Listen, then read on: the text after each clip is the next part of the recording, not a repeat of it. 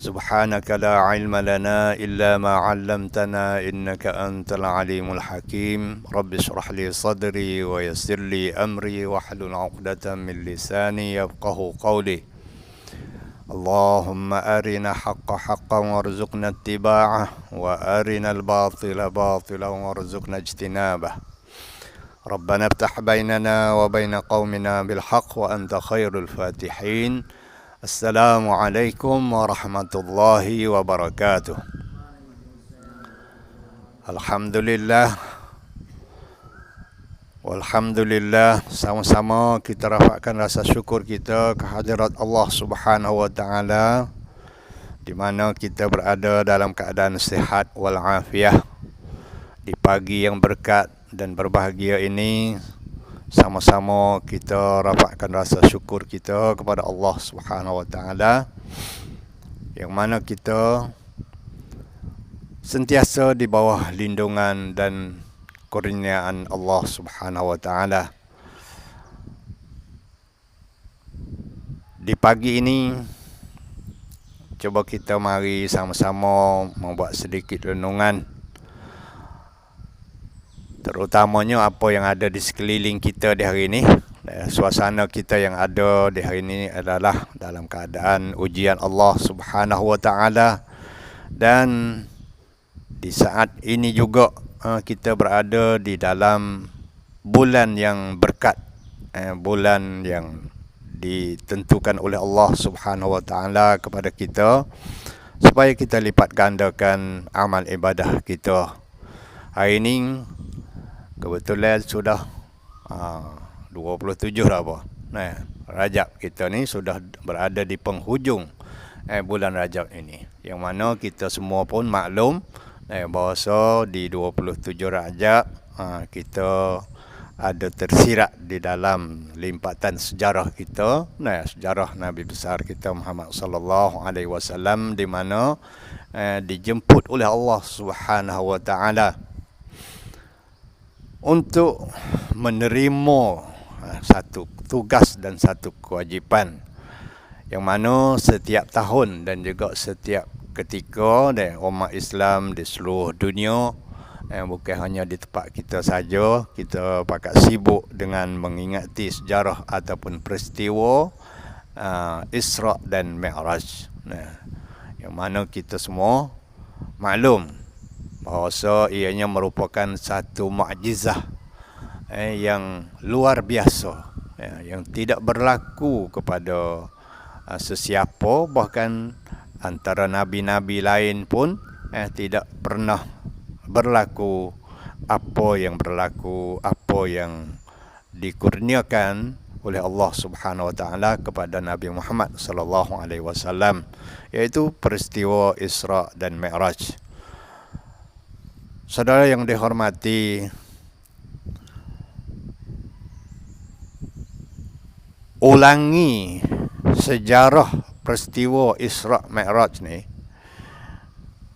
bukan sekali dua dah. Kita ni dengar dan juga ambil iktibar daripada apa yang kita dengar, sama ada dibaca di masjid ataupun melalui media di hari ini, radio, TV dan juga Facebook dan apa sekeliling kita, boleh dikatakan semua tu dah ada maklumat ni.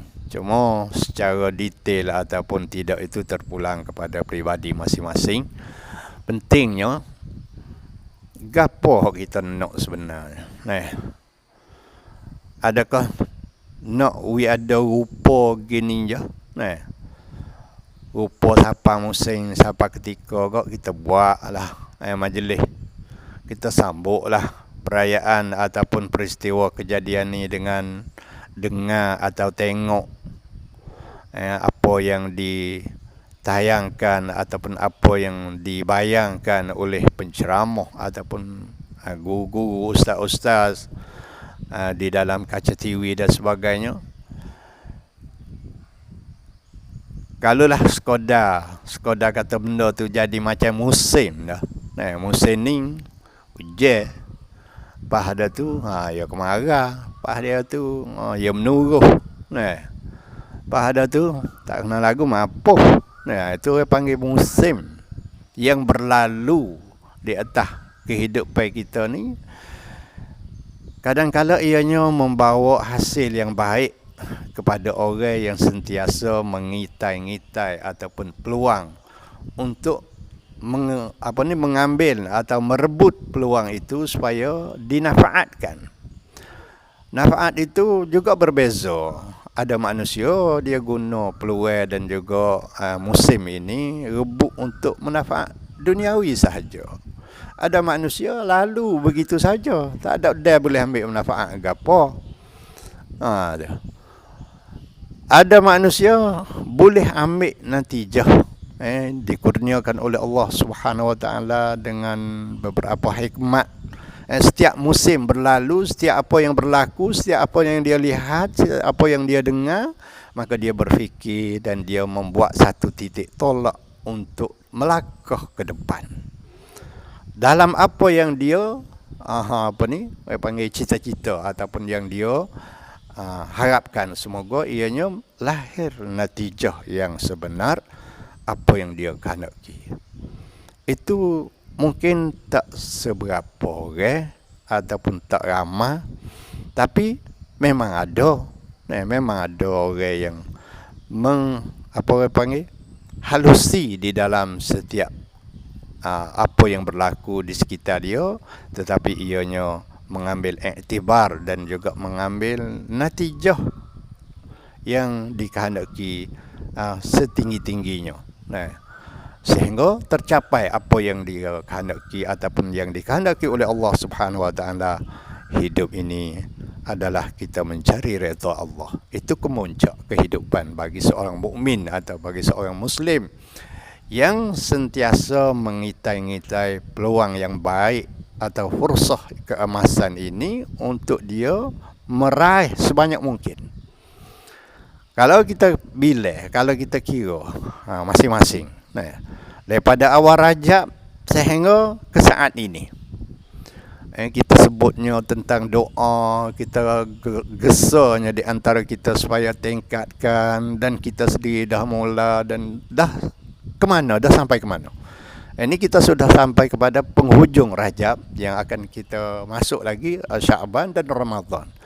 Kalau mengikut apa yang kita tekad pada peringkat permulaan pada awal-awal Rajab, artinya sini sudah kita sampai satu marhalah lagi Syaban dan juga satu marhalah lagi Ramadan. Semua kita tahu. Yang menjadi soal di sini masing-masing lah. Usaha supaya tercapai apa yang kita tekad, apa yang kita cita-cita untuk kita capaikan. Tadi saya dah sebut bahawa manusia ni dia beberapa peringkat. Kalau kita kecek atau orang taninyo, pasal kita kapung ni, kita kecek lagu kapung dah. Kalau kata orang taninyo, berapa peringkat tu orang nak kepada natijah dan juga matlamat kita nanenyo kelapa apa lebih kurang tu lah. Tak gitu bik koko ni. Maknanya orang nan ni, tapi depan mata kita ni punya, kita nak sebutnya ni. Orang yang hanya fikir sekadar kata aku nanenyo ni, aku nak buat nyayu. Kalau dia duduk sekadar tu, cita-cita dan matlamat dia tak sampai ke mana. Mungkinlah boleh nyayu, insya-Allah. Tapi ada orang yang fikir lebih jauh lagi. Bukan sekadar buat nyayu ni. Kalau kita usaha secara sungguh-sungguh ti, orang makan sedunia. Orang makan nyo setiap dunia nah. Sate nu lah. Kalau kiranya sedunia orang makan sate ni. Kemungkinan tempat hak tak makannya tempat orang guna susu. Tempat orang guna susu mungkin tak begitu utama ke sate. Kita di alam Asia ni enggak boleh dikatakan tak ada siapa boleh lepas dengannya. Kalau gitu, kalau kita usaha dengan secara bersungguh, supaya apa yang kita usaha ni bukan hanya sekadar kita boleh buat nyayu. kita boleh sapa kepada matlamat Nyo ni bukan kita seorang berhajat. Manusia berapa tahun ke bumi atau di kawasan kita orang makan gula sayur ni, tentu sekali kita makannya. Maka kalau kita fikir dan kita usaha atas nyo sekarang ni, buat produk dia, usaha tu natijah dia beberapa jenis nyo ni, mula daripada batai pun boleh pedah, daun pun boleh pedah, pelepah pun boleh pedah, dan juga sabuk boleh pedah. Laku lah ni. Nah, sabuk dulu dah bakar hulu gitu ya. Sabuk ni kita nampak pedah ataupun bakar tahu. Lah ni orang hantar pergi ke Malaysia berpiku-piku, tamu-tamu. Maknanya orang fikir atas satu perkara tu, oh dia boleh natijah dia. Purung. So ada darah kacing maju ke buat purung, kita tak ana bakar buat harai gitu kita. Nah. Ataupun buruk ngah gitu, harai pun tak jadi. Bakar jadi baju. Bakar tahu.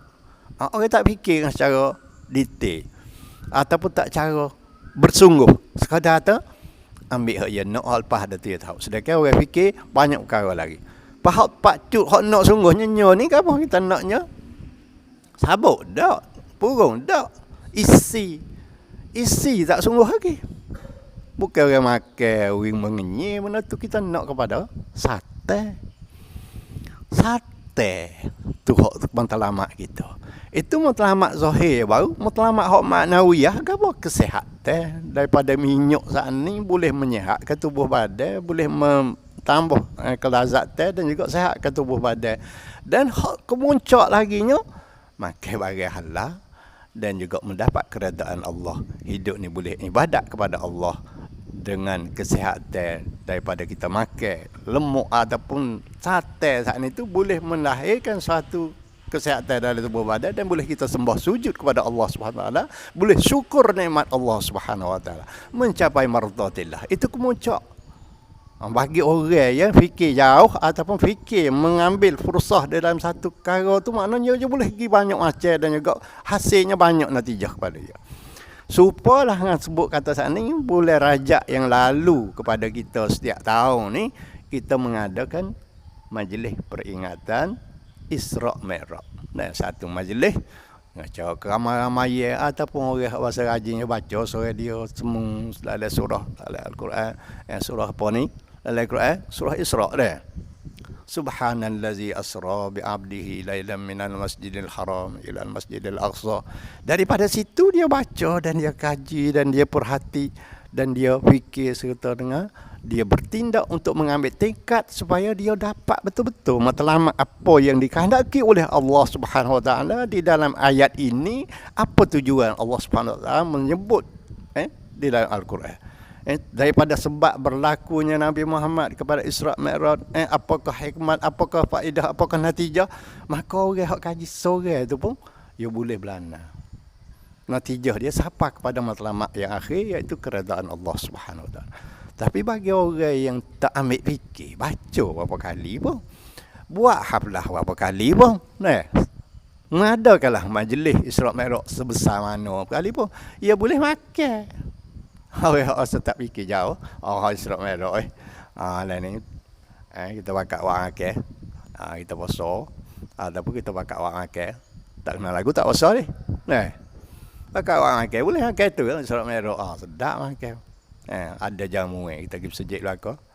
Tu makna kata manusia ni berperingkat. Hak tak sehnya kita di kalangan orang yang terpelajar ataupun pelajar ni, orang yang duduk depan dalam masyarakat ni, jadi kita duduk dengan tahap tu juga. Isra' Mi'raj nampak halu. Wah hulu, wah apa ni? Wah golek habu lah. Wah mulung lah. Channel lah. Jadi kita nampak sekadar tu ya. Sedangkan bendanya bukan itu matlamat yang sebenar. Itu adalah merupakan suatu penyokong untuk melahirkan natijah tadi. Satu perkara panggil sumbangan untuk nak melahirkan majlis itu supaya semuanya mendapat faedah. Tapi bukan itu sekadar. Faedahnya bukan sekadar tu. Isra' Mi'raj. Kalau kita buat kajian ataupun kita perhati sungguh, Allahu Akbar. Ianya merupakan satu mukjizat yang Allah Subhanahu Wa Taala kurniakan kepada Nabi kita yang tidak diberi kepada Nabi dan Rasul-Rasul yang lain. Maka sudah tentu perkara ini perkara istimewa. Bila perkara istimewa, artinya benda tu ada hikmat di sebaliknya banyak. Kita cuba kaji daripada mula. Kenapa berlaku Isra' Mi'raj? Soalan tu, lepas cuba kaji sendiri. Yang kedua pula, sebab. Kenapanya sebab berlaku? Mula-mula daripada nama lagi dah. Isra' Mi'raj tu, gapo, wibhas itu. Lepas pula sebab apa berlaku? Apa hikmat berlaku? Apa tujuan berlaku? Dan akhirnya natijah boleh ambil kesimpulan kepada kita gapo Tuhan nak sebenar. Supaya kita boleh buat satu titik tolak untuk langkah ke depan demi mencari matlamat dan juga keredaan Allah Subhanahu Wa Taala. Itu maksudnya tak sewi fursah ataupun peluang keemasan ini hanya lalu begitu saja menjadi sebagai satu adat. Hari Rabu, hari taginak weh. Hari Rabu kita ginak. Maknanya dah jadi kebiasaan. Siapa pian tu? Kita buat gotu weh. Lepas dah tu masuk jamban habis. Masuk jamban habis.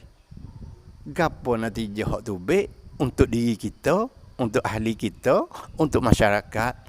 Mungkin tak seberapa orang, maka kita hendaklah cuba ubah tekad kita daripada hanya menjadi satu kebiasaan kepada satu matlamat, kepada satu tujuan, supaya tujuan itu mencapai apa yang kita cita-cita sebenar, sama ada dunia dan juga di sisi Allah Subhanahu Wa Taala.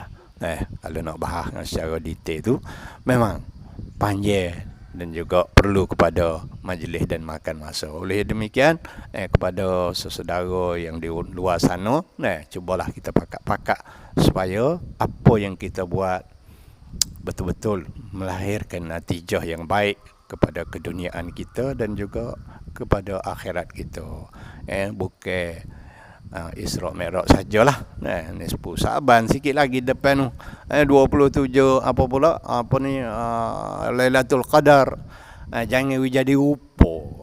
Hanya berlalu lepas ada tu tidak ada membawa natijah kebaikan kepada kita semua. Insya-Allah semoga dengan sedikit sebanyak kita saling ingat mengingati, boleh kita pakak-pakak mengambil peluang yang baik yang berlalu ini membawa kebaikan kepada kita dunia dan akhirat. Akhir kata, wabillahi taufiq wal hidayah. Wassalamualaikum warahmatullahi wabarakatuh.